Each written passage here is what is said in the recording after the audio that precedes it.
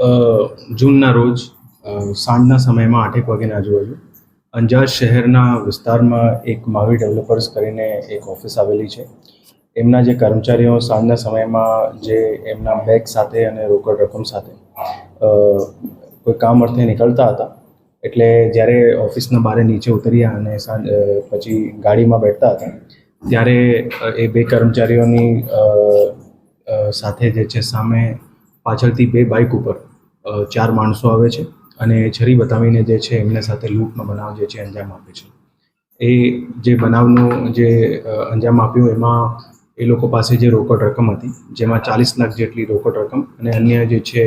એમના ખાતાઓની બુકોની બધી હતી, એ લઈને જે છે આરોપીઓ નીકળી જાય છે. આ બનાવ જ્યારે બને છે ત્યારે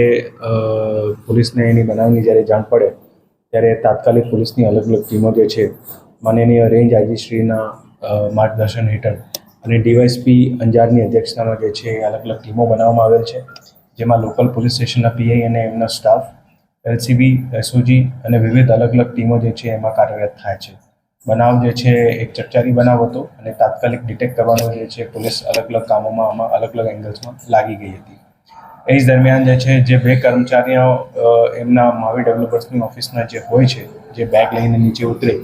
એ બે કર્મચારીની પણ પૂછપરછ કરવામાં આવતી હતી અને એનામાંથી જે છે જે એક કર્મચારી હતો જે બાલકિશોર છે, એમના એક્ટિવિટી શંકાસ્પદ લાગી અને એમાંથી વિગતો જે મળી એના આધારે પોલીસને જે છે લિંક્સ મળ્યા અને સાથે સાથે જે માવી ડેવલપર્સના બહારના ઓફિસના ભાગે અને એને પાછળ જે છે એક શ્રુતિ હોસ્પિટલ આવેલું છે,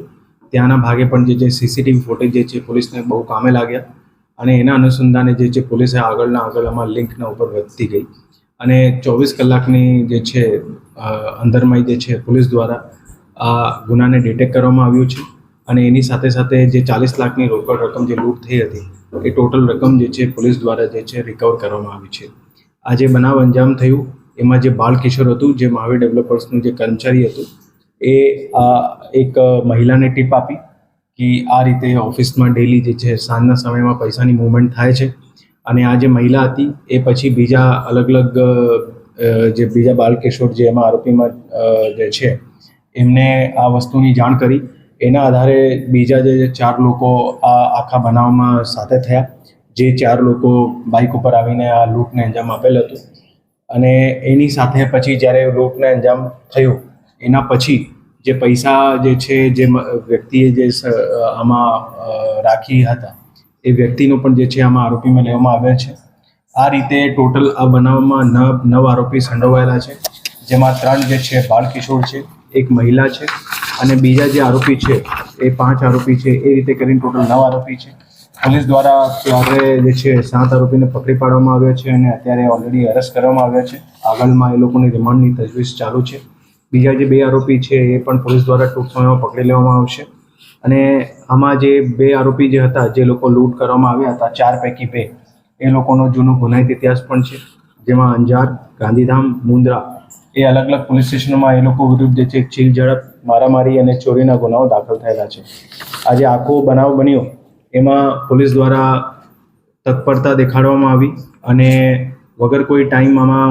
ગવાય જે છે પોલીસ દ્વારા વિધિન 24 અવર્સ જે આખા બનાવનું ડિટેક્શન કરીને 100% જે મુદ્દાઓનું રિકવરી કરવામાં આવ્યું છે, એમાં અમારી પોલીસની ટીમોને જિલ્લા પોલીસ તરફથી ખૂબ ખૂબ અભિનંદન અને એ લોકોને 20,000 રૂપિયા રોકડ રકમ પણ જે છે ઇનામ આપવામાં આવે છે. અને એની સાથે સાથે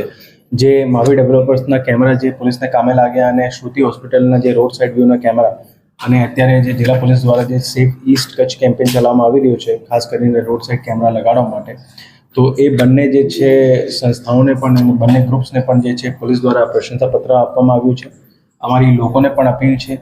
કે જ્યાં પણ તમારું એસ્ટેબ્લિશમેન્ટ હોય, ઘર હોય, બારે રોડ સાઇડ કેમેરા ખાસ કરીને લગાવો. સીસીટીવી કેમેરા એ ઘણા બધા એવા ગુનાઓમાં ડિટેક્ટ કરવામાં પણ પોલીસને ખાસ કામે મદદ લાગે છે.